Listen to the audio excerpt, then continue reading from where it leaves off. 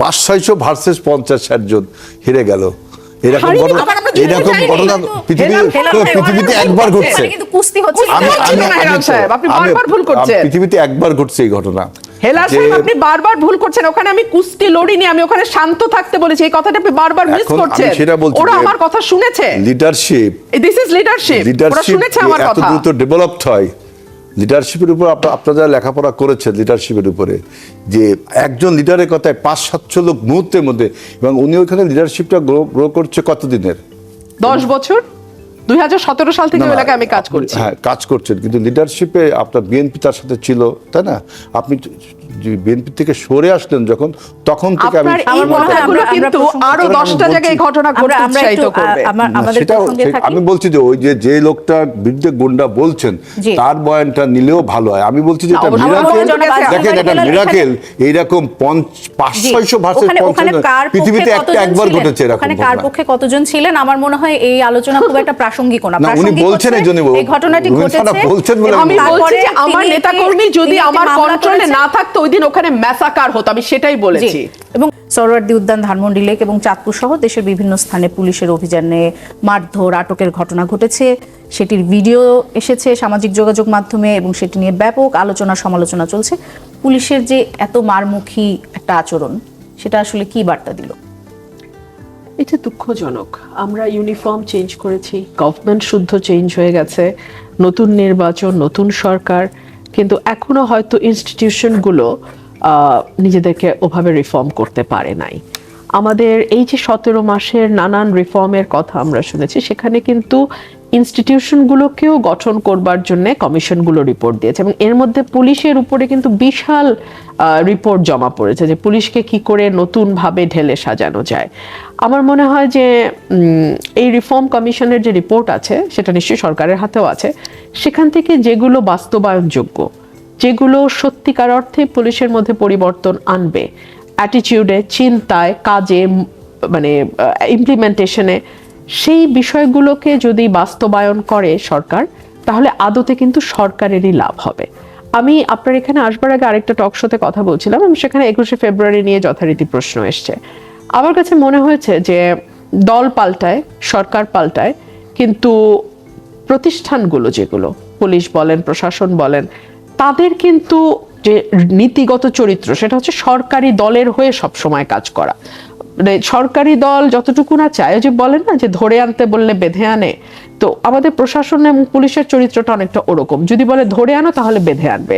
ধরুন আজকে শিক্ষামন্ত্রী একটা চমৎকার কথা বলেছেন, আমার ভালো লেগেছে, যে সন্ধ্যার পরে যদি ইয়াং ছেলেদেরকে রাস্তায় অযথা ঘোরাঘুরি করতে দেখে পুলিশ প্রশ্ন করবে। এটা কিন্তু ভালো উদ্যোগ, কারণ আমরা গত কয়েক বছরে লেখাপড়ার যে হাল দেখেছি এবং ইয়াং জেনারেশনের মোবাইল আসক্তি, মোবাইলের গেম আসক্তি, 4 জন মিলে মোবাইলে গেম খেলা, মানে আমি তো গ্রামে কাজ করেছি গত 9 বছর। গ্রামের একটা ইয়াং জেনারেশনের পুরো ক্যারেক্টার পাল্টে গেছে। হ্যাঁ, তারা পড়াশোনা করতে হয় না সেরকম। মা বাবার আমাদেরকে এসে প্রশ্ন করে যে শুধু মোবাইল নিয়ে সারাক্ষণ তারা থাকে। সো এই যে ইয়াং ছেলেদের ব্যাপারে একটা বার্তা দিল আমাদের শিক্ষামন্ত্রী। এখন পুলিশ যদি গিয়ে প্রথমেই পেটায়, পুলিশ যদি গিয়ে কোনো ছেলেকে বলে তোমার চুল লম্বা কেন বলে পেটায়, কথার কথা বলছে, মানে ধরে আনতে বলে বেঁধে আনার উদাহরণ দিচ্ছে, ওই সাথে সাথে কিন্তু গভর্নমেন্টের এই ভালো উদ্যোগটাও বা মন্ত্রীর এই ভালো কথাটাও মুহূর্তের মধ্যে খারাপ একটা দৃষ্টান্তে পরিণত হবে।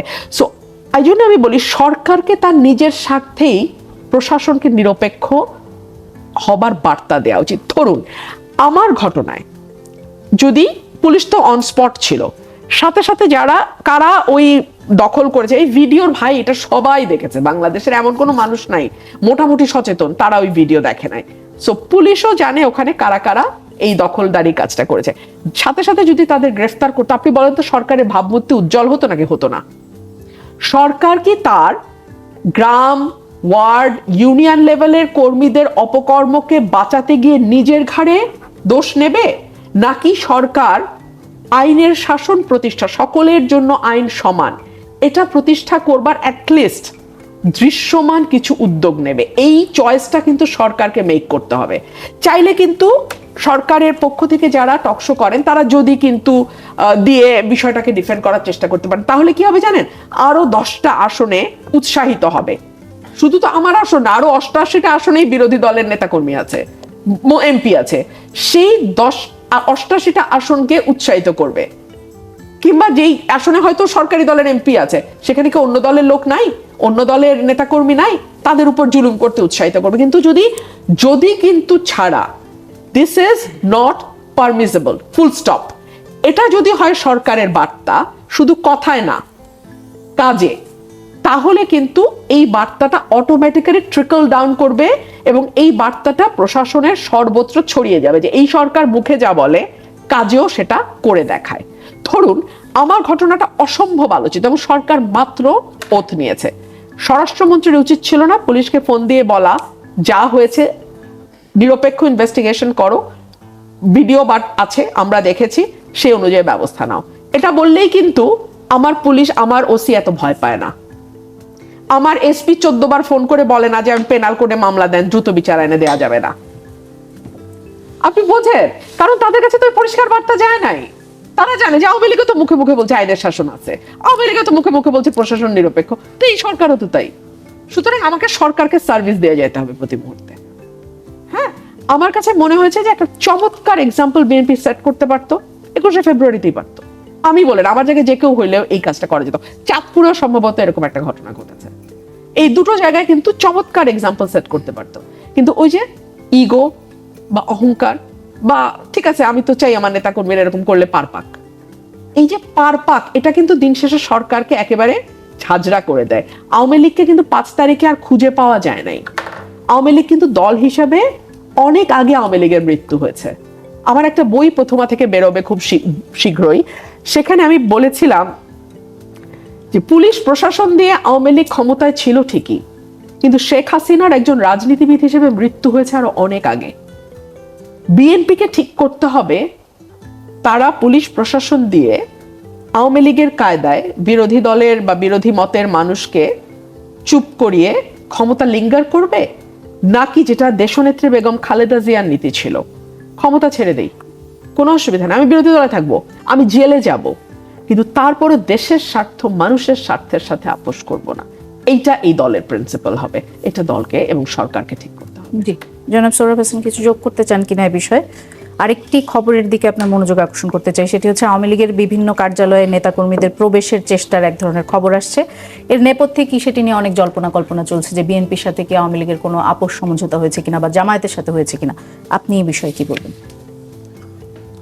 প্রথমত হচ্ছে আইনের শাসন চাইলে কে কোন দল করেন কি করেন তারা আইনের দৃষ্টিতে দেখবেন।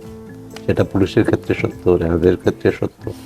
বাড়াবাড়িও করবে না, আইন প্রয়োগ করতে যে বা আইন লঙ্ঘন করবে না, আবার কোথাও চোখ বুজে থাকবে না, মানে অন্ধ হবে না। দ্বিতীয় যে প্রশ্নটা আসছে যে আওয়ামী লীগের সাথে কি সমঝোতা হয়েছে কি হয়নি, আগে যে বললেন না সমঝোতার নির্বাচন, তো এই নির্বাচনে কোথাও না কোথাও তো মানে ভোটের যে গতিবিধি তাতে কিন্তু কোথাও না কোথাও এক ধরনের সমঝোতার আভাস আছে। এটি যে বিএনপি করেছে তা নাও হতে পারে, এটি যারা অন্য দলও করতে পারে তার স্বার্থে, তার আত্মরক্ষার জন্যে। যেসব আসনে আওয়ামী লীগ জয়ী হয়েছে বা যেসব এলাকায়, সেখানে ভোটের হিসাব নিকাশ করলে কিছুটা এই ভোটের আওয়ামী লীগের ভোটারদের একটা প্রভাব এখানে লক্ষ্য করা যায়। পরবর্তীকালে যে কথাটাই বললেন যে আওয়ামী লীগের অফিস খোলা না খোলা, বিএনপি কিন্তু আগে এটা স্পষ্ট করেছে, তারা বলেছে যে আমরা কোনো দল নিষিদ্ধ করার পক্ষে নয়। তবে আবার আইনে যেহেতু নিষিদ্ধ আছে এবং সেটার নির্বাহী আদেশে অন্তর্বর্তী সরকার এটি করেছে, তা আমি তো মনে করি বিএনপি সরকারের প্রথম দায়িত্ব হবে সেই নির্বাহী আদেশটা প্রত্যাহার করা। কারণ সেটি বিএনপিও বলেছে এটি অন্যায় হবে। যদি কারো বিচার করতে হয় দল হিসাবে সেটা আদালতে। এক হচ্ছে এটার এই ব্যবস্থার মধ্য দিয়ে অন্তর্বর্তী সরকার প্রমাণ করলো যে তারা আওয়ামী লীগকে ভয় পেয়েছে। নিশ্চয়ই বিএনপি সরকার আওয়ামী লীগকে ভয় পায় না।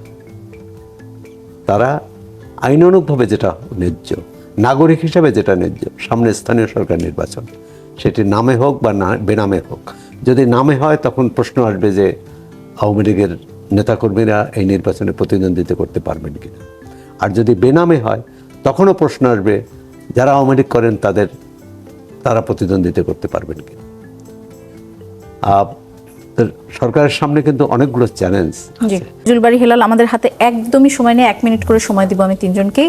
আপনি প্রধানমন্ত্রীর হস্তক্ষেপে ঢাকায় একটা অপহরণের 1 ঘন্টার মধ্যে স্কুল ছাত্র উদ্ধারের যে ঘটনার খবর, সেটির উপর মন্তব্য করতে চাইছিলেন। জি, আমি বলছি যে দেখেন, অল অন এ সাডেন একটা সচিবালয়ের কর্মচারী প্রধানমন্ত্রীর সামনে গেছেন, যেহেতু আজকে সচিবালয় উনি অফিস করেছেন, এবং পুলিশ 1 ঘন্টার মধ্যে সেই উদ্ধার করেছে। সুতরাং পুলিশের আমাদের সক্ষমতা আছে। এখন কথা হলো যে আমাদের যে আপনি পুলিশ প্রশাসনের উপর যে দোষারোপগুলো এখন করছি, আমিও করছি, যে সোহরাওয়ার্দী উদ্যানের যে ঘটনায়, সেখানে আমি যে দেখলাম যে পত্রিকা যেটা বললাম, মাদক সেবীদের ধরেছে। এখন মাদক সেবীদের ধরে আপনি পিটাচ্ছেন, মাদক যারা বিক্রি করে, মাদক যেখান থেকে উৎপাদন হয়, আপনি সেখানে হাঙ্গামা না করে আপনি যারা এই মাদক সেবী বা এরকম কিছু সোহরাওয়ার্দী উদ্যানের ভিতরে ঢুকে আমি তাদেরকে, আমি এইটাকে এই যে নৃশংসভাবে পেটানোকে আমি সমর্থন করি না। এখন আমার বক্তব্য, পুলিশ যদি মাদক যারা বিক্রি করে তাদের উপরে আপনার অভিযান চালাতো, সেটা খুব ভালো হতো। আমরা কিন্তু একটা উত্তরাধিকার সূত্রে একটা এই ফ্যাসিবাদী পুলিশ প্রশাসন পাইছি, এবং আমাদের এই পুলিশ প্রশাসন কিন্তু এখন পরিবর্তন হচ্ছে। আপনি দেখেন আজকে আইজি নিয়োগ হয়েছে, তাই না? আজকে আইজি নিয়োগ হচ্ছে। এরকম বিভিন্ন প্রশাসনে আপনার নিয়োগগুলো যখন সম্পন্ন হবে, কারণ আমি বলছি লাস্ট টাইমে বিএনপিকে অ্যাকাউন্টেবল হতে হবে জনগণের জন্য। আমরা আমাদের যোগ্য ব্যক্তিকে আমরা এখন নিয়োগ দিচ্ছি। সামনে গিয়ে পড়বো না হঠাৎ করে, আমরা যখন কোনো বিপদে পড়বো পুলিশ কি, আমি সেইটাই বলছি, সেই জন্যই বলছি পুলিশকে অবশ্যই করতে হবে। কারণ কি, এবার এই পুলিশের বিরুদ্ধে যে আপনি দেখেন স্লোগানটা কি ছিল, সামনে স্বাধীনতা পিছনে পুলিশ, তাই না? এই স্লোগানটা কিন্তু ছিল না। পুলিশকে এটা ভাবতে হবে।